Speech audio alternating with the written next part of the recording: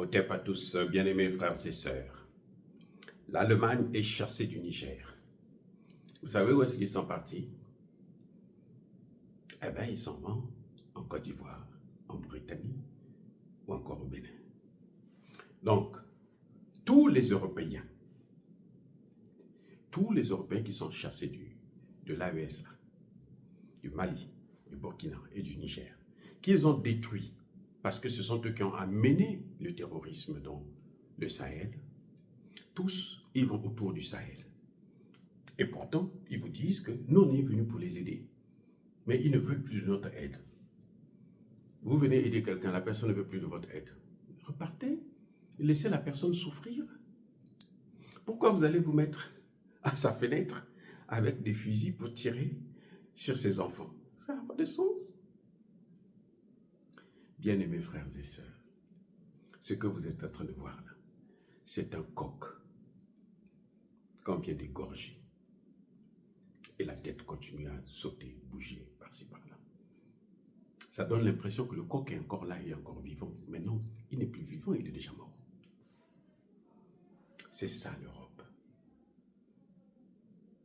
Les Européens se sont trompés de stratégie. Ce que les Américains ont tout de suite compris, et ils sont en train de tenter de corriger ça en voulant amener Donald Trump au pouvoir. Que je reprends. Ce que les Américains ont compris, les Européens n'ont pas encore compris. Ils misent sur l'armée. Vous voyez la France? La France est en train d'investir des milliards dans la communication. On achète des journaux pour venir encore manipuler l'opinion publique africaine, ce qui ne marche d'ailleurs pas, parce que le problème c'est que des chaînes, des grandes chaînes comme Afrique Média, For You Media, ont déjà, c'est incroyable. Oh là là, on nous dit qu'ils étaient intelligents, qu'ils sont trop intelligents. Nous, on a quitté l'Afrique là pour aller étudier en France, parce qu'on disait que si vous n'étudiez pas en France, vos diplômes ne servent à rien. Mais on se rend compte que non, même les diplômes qu'on obtient en France, là, si Dieu ne vous a pas donné l'intelligence, là, vous ne serez pas intelligent aussi. Bref, Afrique Média, For You Media et d'autres chaînes africaines, et puis bon, des modestes personnes comme nous avons compris le jeu. Donc on est en train de leur donner des coups. Mais les coups qu'on est en train de donner là, ça fait mal. Bien-aimés frères et sœurs, nous avons le magistère de la parole. Et c'est avec ça qu'on est en train de les combattre. Eux, ils ont des armes. Ils sont cyniques. Mais les populations se souviennent de quoi? De celui qui ne les frappe pas. Écoutez, l'Afrique là, les populations africaines, ils se souviennent de qui? Pas de celui qui vient les tuer, non. Pas celui qui les amène des faux médicaments, des faux vaccins, une mauvaise nourriture, une nourriture empoisonnée, ainsi de suite, non. Celui qui vient leur imposer de produire ceci, ne pas produire cela, pour éviter la concurrence avec les Occidentaux, pour que les Occidentaux puissent venir écouler leurs produits en Afrique. C'est pas ça qu'ils vont retenir. Ils vont retenir ceux qui leur parlent. Donc nous autres qui parlons là, aux Africains, on dit mais soyez tranquilles. Ne désespérez pas. Il faut seulement être résilient. On va résister ensemble. Et c'est ce que nous sommes en train de faire. C'est nous qui allons avoir le monopole de la parole. C'est nous qui allons rentrer dans l'histoire. Ce n'est pas les Français. Les Français, on est en train de les sortir de notre histoire. Au moment où nous parlons, on est en train de sortir de notre histoire. Et c'est ce qu'ils n'ont pas encore compris. Ils pensent, quand un général français, chef d'état-major ou ancien chef d'état-major de l'armée française, vient dire que dans 10 ans, nous allons faire la guerre en Afrique. Parce que vous n'avez pas assez fait du mal à l'Afrique pour venir parler comme ça. Et même votre président ne peut pas se dire, mais attendez, on ne vous appelle pas à l'ordre pour vous dire, non mais attention, sans l'Afrique, là, nous, on ne peut rien faire. S'il n'y avait pas l'Afrique, on ne serait pas là où nous sommes. Quand un président ne dit aucun mot, il se tait. C'est une forme de complicité. c'est qu'il soutient cette thèse. C'est que c'est sur ça qu'ils ont misé. Et nous savons ça. Nous savons ça. Nous prenons encore des coups aujourd'hui parce que nous avons des présidents comme par exemple les Tshisekedi, hein, qui, on lui dit, ben, écoute, les Américains sont en train de faire rentrer les Rwandais et les Ougandais. On te demande de te taire, d'accepter une trêve humanitaire pour les laisser s'installer très bien. Mais on va jeter l'eau et le bébé en même temps. Tu sais ce qu'il dit? Oui, ils vont tous partir parce qu'ils se sont trompés d'époque, ils se sont trompés de stratégie, ils se sont trompés de guerre. Ceux-là que vous avez insultés, vous nous avez amené le terrorisme. Après, vous êtes venus, bon, nous, on vous a amené le terrorisme, nous, on va maintenant régler ce problème-là nous-mêmes. Ils viennent, ils échouent.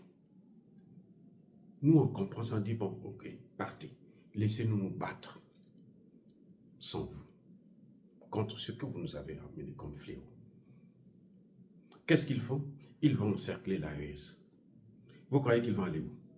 Vous croyez que vous voyez au Sénégal, les populations sénégalaises sont en train de demander à Bassirou de sortir du CFA, de chasser les bases militaires françaises, les soldats français. Oui, c'est ce qui est en train de se passer actuellement au Sénégal. La Côte d'Ivoire, ça se fait timidement parce que le dribbleur, là, le chameau, est très cynique. Mais dans la mentalité des Ivoiriens, tous ou presque savent que ce type-là nous a mis dans une situation difficile. Il faut le faire partir. Et Yuma, Yankazana Plonaye, Yuma Peazana Plonaye. Le bourreau a son plan, mais la victime aussi a son plan. Et donc, il arrive à un moment donné où le plan de la victime là, réussit et détruit le bourreau.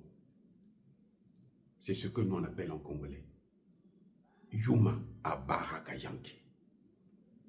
Bref, vous voyez que ce qui est en train de se passer dans le Sahel, c'est incroyable.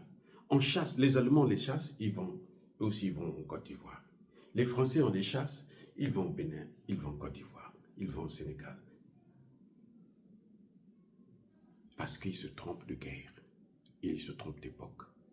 La guerre d'aujourd'hui, là, ce n'est plus ça. Ce n'est plus cette guerre-là qui est en jeu actuellement. Et les combats, ce combat-là, nous sommes en avance par rapport à eux. Attends, je reprends. Vous savez, dans une guerre, il y a deux dimensions. Il y a, dans la vie d'ailleurs, dans le monde, dans toute chose, il y a deux dimensions.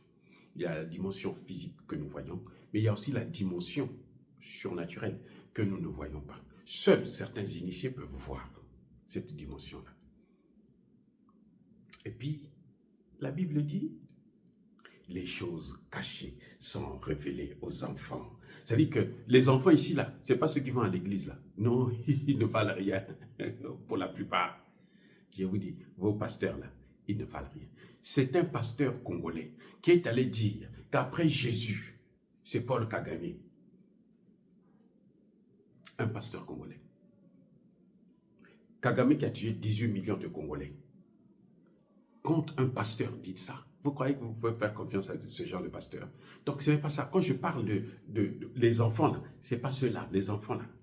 Ce sont ceux qui ont la connaissance, ceux qui vous apportent la connaissance. Hein?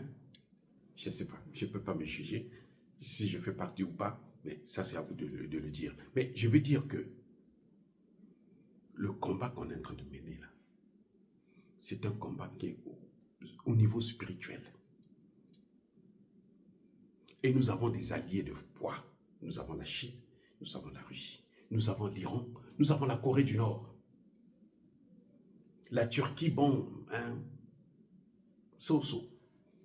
Parce que les Turcs sont aussi très hypocrites. Oui. Mais c'est maintenant qu'ils commencent à comprendre qu'ils sont dans le même bateau.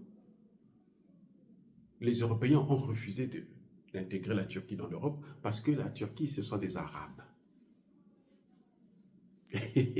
Ce sont des musulmans. Ils préfèrent ceux qui sont comme eux, Zelensky. Et là, j'espère que Erdogan a compris la leçon. J'espère que les Turcs ont compris la leçon. Avec leur racisme, ils ont compris la leçon. J'espère.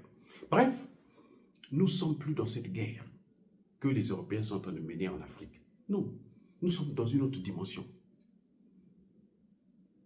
Les Européens là, sont en perte de vitesse, sont dépassés. Monsieur Tshisekedi, la France là, Macron là, il est dépassé. Il ne sert plus à rien. C'est un chiffon qui n'a plus une orange qui n'a plus de jus. C'est un torchon, il n'y a rien. Nous sommes maintenant dans la guerre économique. C'est-à-dire que nous, on vient, bon, vous avez quel problème? Nous, on veut acheter vos matières premières. Voici l'argent. C'est pas on vient, on vous tape. Quand vous pleurez là, ils prennent vos matières premières, ils s'en vont avec. Non, ce n'est plus ça. Ce n'est plus ça. Ce n'est plus ça. Ça ne se passe plus comme ça. C'est pour ça que ceux qui ont compris ce jeu-là, ce sont les Chinois et les Russes. Et c'est sur ça qu'ils sont en train de taper actuellement, les pays du G7 et de l'OTAN. C'est sur ça. C'est pour ça que vous voyez que tous les pays de l'OTAN sont en crise. Tous, il y a sans exception. Pays de l'OTAN, pays du G7. Ils sont tous dans une situation critique. C'est maintenant que l'Allemagne comprend que, mais je ne dois plus continuer à financer la guerre en Ukraine. Elle a réduit de moitié son aide à l'Ukraine. De moitié. 2024, là, ils sont à 8 milliards. 2025, ils seront à 4 milliards. Les mêmes, là, sont en train de financer le Rwanda pour détruire la RDC. Alors que les 8 milliards, là, les Allemands pouvaient venir en RDC, acheter le coltan et développer leur industrie de voitures. Vous voyez comment ça se passe? Ils sont en train de perdre de l'argent, là. Parce que ça va en fumée, hein, puisque la guerre est perdue d'avance. Les Français font la même chose, la même erreur. Ils se disent, non, bon, nous, on va venir occuper, on va venir avec notre armée. Nous, on s'en fout maintenant, on n'a plus peur de vous. Vous savez, au Congo, là, lesquels qui restent, c'est même pas l'armée congolaise, ce sont les Wazalendo. Des gens qui sont sans armes, qui sont en train de résister. Et ils font des dégâts. Kagame n'en parle pas parce qu'il sait que s'il en parle trop, les gens vont se révolter dans son pays. Donc, il se tait. Le Kenya, les députés l'ont dit. Museveni, bientôt vous allez entendre. Voyez, donc la guerre, ce n'est plus ça comme guerre qu'on veut. Non. Kagame avait toutes les raisons d'être bien avec la RDC et puis de développer son pays à travers, avec les matières premières de la RDC, dans la coopération. Bon, écoute, toi, tu veux faire écouler tes marges. Fais passer ça chez moi, ici, là. Moi, je prends des frais de douane. C'est à peu près comme le Bénin est en train de faire l'erreur. On lui a offert un cadeau. On fait passer le pétrole du Niger par le Bénin. Le Bénin refuse. Et je cherche à avoir des bases militaires françaises. C'est plus cette guerre-là que nous voulons. C'est fini cette guerre. Ça rapporte plus rien. Ça entraîne que des morts pour rien. Inutile. De part et d'autre. Peut-être, mais on s'en fout de ça. Nous, la guerre que nous voulons, c'est la guerre économique. Nous sommes dans ça. Et nous soutenons la Russie, nous soutenons la Chine parce que eux, ils ne nous font pas du mal, ils ne nous tuent pas.